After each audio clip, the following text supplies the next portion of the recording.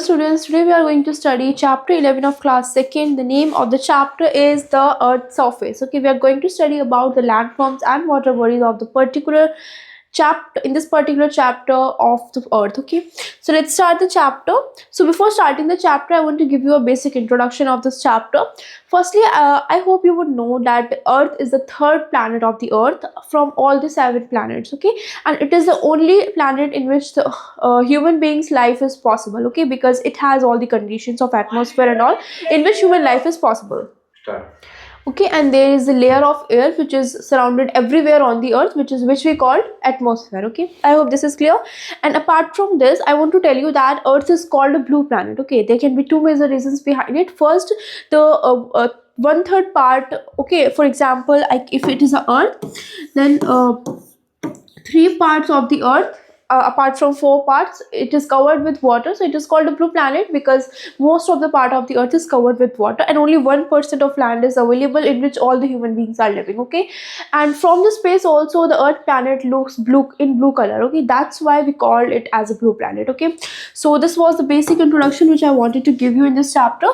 Let's start with the first topic of our chapter, that is landforms. Okay, so let's study about the landforms of the earth.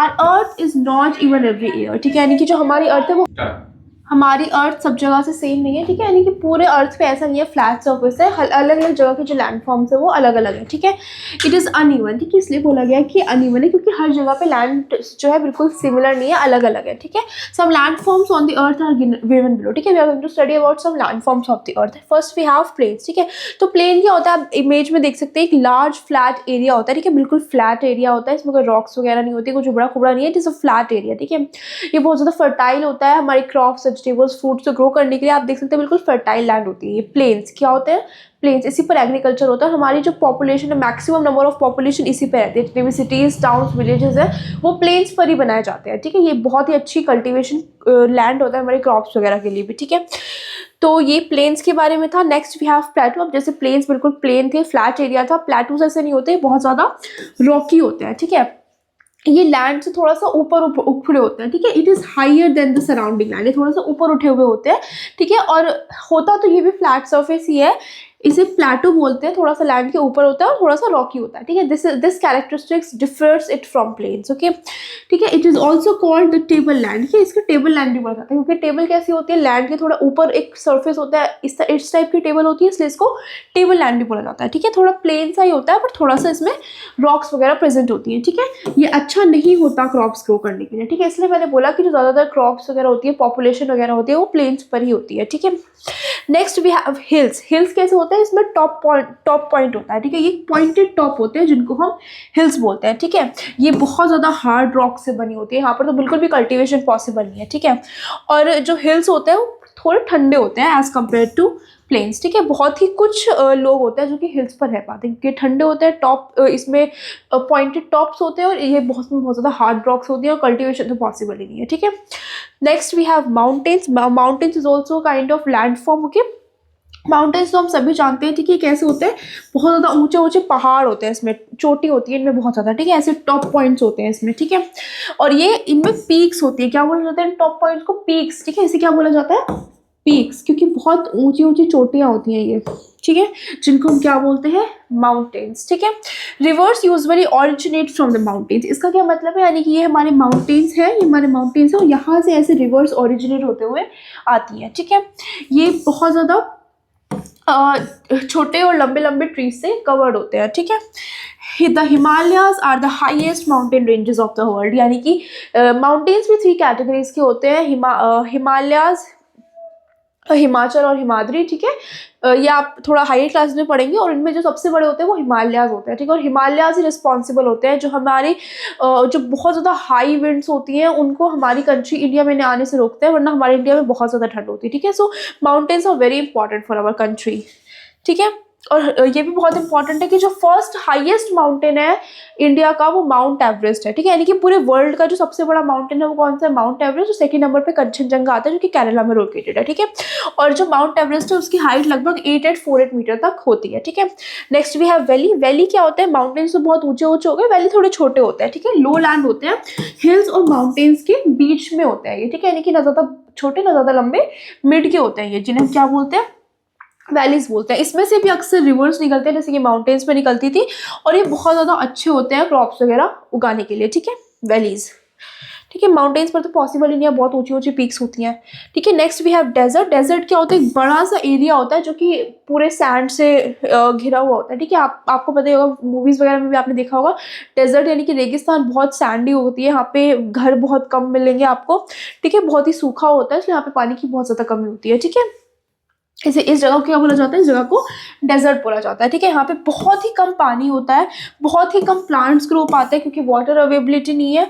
Life is very difficult in desert, ठीक है। Life बहुत ज़्यादा difficult होती है और camel को सबसे ज़्यादा यूज़ किया जाता है ऐसी कंडीशन में, ठीक है, क्योंकि यहाँ पर कैमल सबसे ज़्यादा यूज़ किया जाता है क्योंकि उनके लिए डेजर्ट में रहना बहुत ज़्यादा पॉसिबल है, बहुत as compare to other animals, इसलिए यहाँ पे कैमल्स को यूज़ किया जाता है।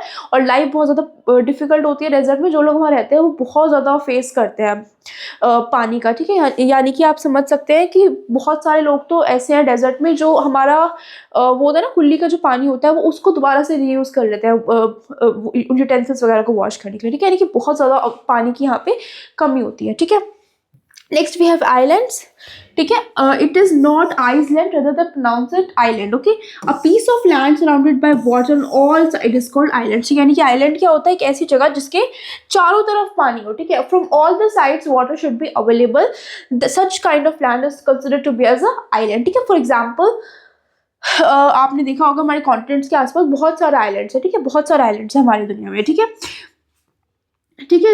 It has a pleasant weather, इसमें यहाँ पर एक प्लीजेंट वेदर होता है, ठीक है। It is generally found in seas and oceans, ठीक है। सीज और ओशंस में मिलेगा, जब चारों तरफ पानी हो रहा है तो ऑब्वियसली वाटर बॉडीज के अंदर ही मिलेगा ये, ठीक है। There are many islands where the nobody lives, ठीक है। बहुत सारे आइलैंड्स हैं जहाँ पर कोई नहीं रहता, क्योंकि ऐसी जगह पर रहना पॉसिबल भी नहीं है, बहुत ज़्यादा कहीं दूर आप ट्रैवल भी नहीं कर सकते। और ये छोटे छोटे लैंड होते हैं, ज़्यादा बड़े लैंड भी नहीं होते, ठीक है। अगर बड़े हो जाएंगे तो वो कॉन्टिनेंट्स बन जाते हैं, ठीक है। बहुत छोटे छोटे लैंड होते हैं। Next we have forest, a big area of land where trees grow in a large number on their own is called forest। यानी कि एक ऐसी जगह जहाँ पर अपने आप ट्रीज बहुत ज़्यादा अमाउंट में उगते हैं वो फॉरेस्ट बन जाता है, ठीक है। यानी यहाँ पे नंबर ऑफ ट्रीज होते हैं, ठीक है, और इन्हें कोई उगाता नहीं है, ये जनरली अपने आप ही उग जाते हैं यहाँ पे बहुत सारे, ठीक है। Forest are homes of wild animals, ठीक है। यानी कि जंगली जानवर जिनके पास घर नहीं है, हमारे जैसे जहाँ जो ह्यूमंस के साथ नहीं रह सकते, वो फॉरेस्ट में रहना पसंद करते हैं और वही उनका घर होता है, ठीक है। Forest are nature gifts to us, ठीक है। फॉरेस्ट हमारे लिए नेचर गिफ्ट है, आप समझ सकते हैं फॉरेस्ट हमें कितनी सारी चीज़ें प्रोवाइड करता है, उसके बिना तो ह्यूमन लाइफ बहुत ज़्यादा मुश्किल हो जाएगी। तो ये हमारी तरफ से हम कह सकते हैं कि ये नेचर का गिफ्ट है जो हमें मिला है, ठीक है, ठीक है। तो ये हमने लैंडफॉर्म्स के बारे में पढ़ा, mountains, hills, valleys, plains, plateaus, ये सब हमने पढ़े। अब हम पढ़ने जा रहे हैं वाटर बॉडीज़ के बारे में, ठीक है। वाटर बॉडीज़ मैं आपको बता चुकी हूँ अर्थ का 3/4 पार्ट ही कवर करती है, ठीक है। ये हमारे लिविंग बींग्स के लिए नेसेसरी है भाई, water is very important. Various water bodies are found on the earth, some of them are given below, ठीक है। यानी कि बहुत सारी वाटर बॉडीज़ है जो अर्थ पर हमें मिली है, ठीक है, जिनमें से कुछ के बारे में हम पढ़ेंगे, ठीक है। तो पहला है हमारे पास pond, a small pool of water near a village is called pond, ठीक है। यानी कि विलेज के पास एक छोटा सा पॉन्ड होता है पानी का, जिसको हम मतलब एक छोटा सा पूल हम कह सकते हैं पानी का, जिसको हम पॉन्ड बोलते हैं, ठीक है। छोटा सा होता है, ये ज़्यादा बड़ा नहीं होता, ये छोटा सा एरिया विलेज के पास हम पॉन्ड बोल सकते हैं उसको, ठीक है। People use water of ponds for washing clothes, bathing, irrigating crops etcetera. यानी कि छोटे छोटे पानी के यूजेस के लिए हम पॉन्ड्स का यूज करते हैं विलेजेस में, ठीक है। Rain water collect in the what, it usually ड्राइज in summer, ठीक है। यानी कि बारिश के पानी में यहाँ पर बारिश जब होती है तभी यहाँ पानी कलेक्ट होता है, बट क्योंकि बहुत छोटा एरिया होता है तो जल्दी ही यहाँ पे ड्राइज अप भी हो जाता है जब बारिश नहीं होती है काफी टाइम तक, ठीक है। Next we have lake. Lake आप समझ ही सकते हो, ये जो ट्रैवलिंग पर्पज से यूज किया जाता है एक जगह से दूसरे तट पर जाने के लिए मैं बोल सकती हूँ। Any water body bigger than pond is called lake. यानी कि लेक और पॉन्ड बिल्कुल सिमिलर है, बस डिफरेंस है तो साइज का, छोटा साइज है तो पॉन्ड बोलेंगे, थोड़ा बड़ा साइज है तो लेक बोलेंगे, ठीक है।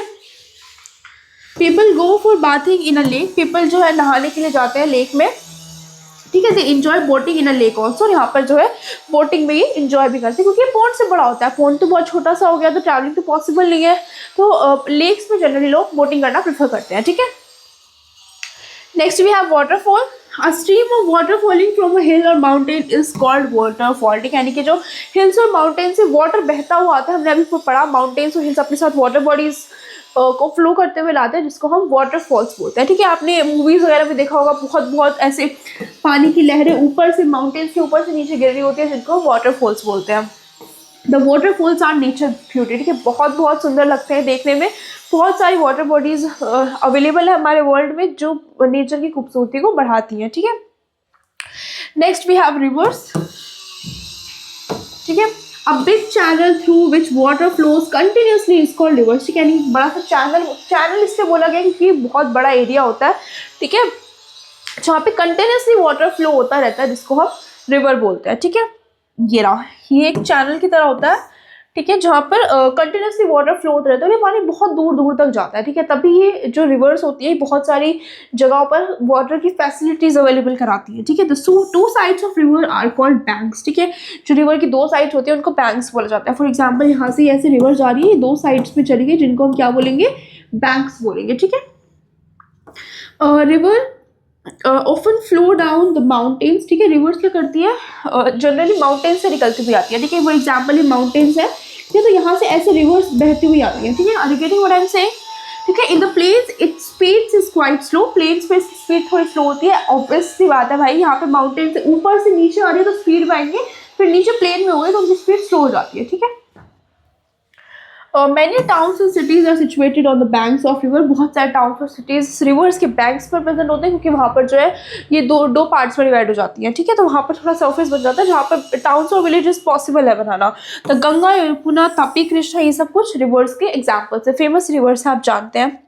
ठीक है, seas and oceans, let's talk about it.